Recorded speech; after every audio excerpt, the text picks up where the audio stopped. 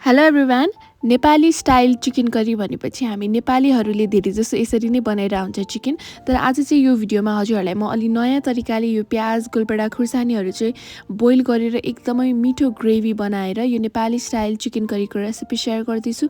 बनाउनु पनि एकदमै सजिलो छ, जसले पनि बनाउन सक्छ भने टेस्टमा पनि यो चाहिँ एकदमै मिठो बन्छ। ल अब रेसिपी स्टार्ट गरौँ है त। स्वागत छ हजुरहरूलाई मेरो युट्युब च्यानल द फुड आर्टमा। च्यानलमा नयाँ हुनुहुन्छ भने चाहिँ च्यानललाई सब्सक्राइब गर्न नबिर्सिनु है त। मैले चाहिँ एउटा प्यान लिएको छु र 4 चम्चा जति तेल हालेँ र त्यसपछि यसमा सानो चम्चाको 1 चम्चा जिरा पनि फुराएँ र त्यसपछि मैले चाहिँ यहाँ हाफ केजी चाहिँ चिकन लिएको छु विथ बोन र बोनलेस दुवै मिक्स छ यसमा चाहिँ।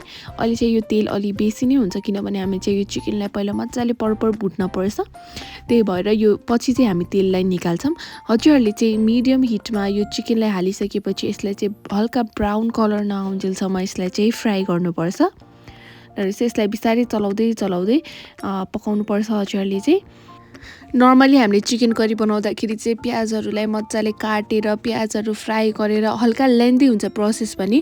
यो चाहिँ हजुरहरूले झटपट एकछिनमै 15-20 मिनटमा नै पाक्छ यो भने टेस्टमा पनि उत्तिकै मिठो बन्छ।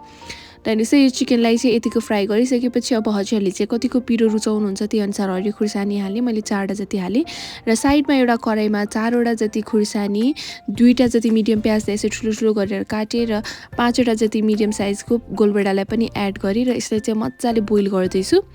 र यो बोइल गर्दै गर्दा चाहिँ यहाँ हेर्नुहोस् त चिकन पनि हल्का ब्राउन कलर आइसकेको छ। हजुरहरू चाहिँ मेरो युट्युब च्यानलमा नयाँ हुनुहुन्छ भने मेरो युट्युब च्यानललाई चाहिँ यहाँ तल रातो सब्सक्राइब बटनमा थिचेर सब्सक्राइब गरिदिनु होला र भिडियो चाहिँ हजुरहरूले कुन देशबाट हेर्दै हुनुहुन्छ पनि कमेन्टमा लेखिदिनु है त। ल हेर्नुहोस् चिकन यतिको फ्राई भइसकेपछि अब यो जुन चाहिँ एक्स्ट्रा ओइल भएको छ तेल, सो यसलाई चाहिँ मैले निकालेर एउटा कचौरामा हालेँ साइडमा। त्यो चाहिँ हजुरहरूले तरकारी युज गर्दा पनि युज गर्न सक्नुहुन्छ र त्यसपछि कतिको रिक्वायर्ड छ त्यो अनुसार तेल बाँकी राख्ने। र मसलामा मैले सानो चम्चाको 1 चम्चा हालेँ रातो खुर्सानीको धुलो र त्यसपछि सानो चम्चाको आधा चम्चा मैले यहाँ हालेँ जिरा र त्यस्तै गरी एकदमै थोरै मात्रै बेसार र सानो चम्चाको आधा चम्चा नुन। यो चाहिँ मासुलाई मात्रै पुग्ने गरी एड गर्दैछु अहिले चाहिँ। पिरो चाहिँ हजुरहरूले कति खानुहुन्छ त्यही अनुसार खुर्सानी एडजस्ट गर्न सक्नुहुन्छ र त्यसपछि यो मसलाहरूसँग राम्रोसँग यसरी मिक्स गर्दैछु।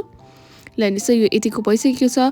हजुरहरूलाई मनपर्छ भने चाहिँ यो यतिकै फ्राई गरेर पनि खान सक्नुहुन्छ, तर आज चाहिँ हामी यहाँ करी बनाउँदैछौँ त्यही भएर अब चाहिँ हामीले यो अघि बोइल गरेको प्याज गोलबेडा खुर्सानीलाई चाहिँ अब यतिको पाकिसकेपछि चाहिँ एउटा बाउलमा निकाल्ने र त्यसपछि चाहिँ यो गोलबेडालाई चाहिँ एकैछिन सेलाउन दिनुपर्छ।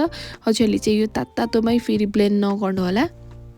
र मैले चाहिँ चिसो भइसकेपछि यो प्युरे बनाएँ यसको यहाँ र त्यसपछि यो फ्राई गरेको चिकनमा एड गरिदिएँ। ल हेर्नुहोस् त अब चाहिँ यहाँ राम्रोसँग मिक्स गर्दैछु। हेर्नुहोस् त कलर पनि एकदमै राम्रो आएको छ भने हेर्दै खाउँ लाग्दो पनि देखेको छ। र त्यसपछि यतिको भइसकेपछि अदुवा र लसुनको पेस्ट एड गरिदिने। हजुरहरूलेसँग चाहिँ पेस्ट छैन भने अगाडि नै त्यो गोलबेडाहरू ब्लेन्ड गर्दाखेरि त्यसैमा एड गर्न सक्नुहुन्छ। र त्यसपछि थोरै धनियाँ पनि हालेँ। अदुवा र लसुनको पेस्ट चाहिँ सानो चम्चाको 2 चम्चा जति हालेँ र त्यसपछि अब हजुरहरूलाई चाहिँ कतिको ग्रेभी मनपर्छ, कतिको हजुरहरूलाई चाहिँ यसको करी बनाउनु छ त्यो अनुसार चाहिँ तातो पानी चाहिँ एड गर्नु होला यसमा, चिसो पानी चाहिँ एड नगर्नु होला। र त्यसपछि अघि चाहिँ हामीले चिकनलाई मात्रै नुन हालेको थियो, त्यही भएर अब चाहिँ ग्रेभीमा हाल्नलाई सानो चम्चाको आधा चम्चा नुन, सानो चम्चाको आधा चम्चा जिराको धुलो, 2वटा जति सुकुमेल र त्यसपछि धनियाँको पाउडर सानो चम्चाको आधा चम्चा र सानो चम्चाको आधा चम्चा गरम मसाला। सो यति हालिसकेपछि थोरै धनियाँ हालेर मैले चाहिँ राम्रोसँग चलाएँ। यसमा सुकुमेल हाल्नु चाहिँ अप्सनल हो, हाल्यो भने चाहिँ तर एकदमै मिठो हुन्छ। र यो पानी हालिसकेपछि चाहिँ एकछिन उमालिसकेपछि चाहिँ यो हाम्रो चिकन करी रेडी हुन्छ किनभने चिकन चाहिँ अगाडि नै पाकिसकेको हुन्छ। हेर्नुहोस् चाहिँ यतिको भइसकेपछि म चाहिँ अब यहाँ सर्भ गर्दैछु यो बाउलमा। एकदमै मिठो बन्छ गाइस, यसरी हजुरहरूले पनि ट्राई गर्नुहोला। एकदमै झटपट एकदमै छिटो रेसिपी हो भने नेपाली टेस्ट नै आउँछ यसमा चाहिँ। हजुरहरूले चाहिँ यो खाना रोटी चिउरा जेसँग पनि खान सक्नुहुन्छ। यसको ग्रेभी पनि एकदमै मिठो बन्छ। हजुरहरूले पनि यो quick and easy Nepali style chicken करीको रेसिपी ट्राई गर्नुहोला र भिडियो मन परेमा च्यानललाई सब्सक्राइब गर्नु है त। Thank you.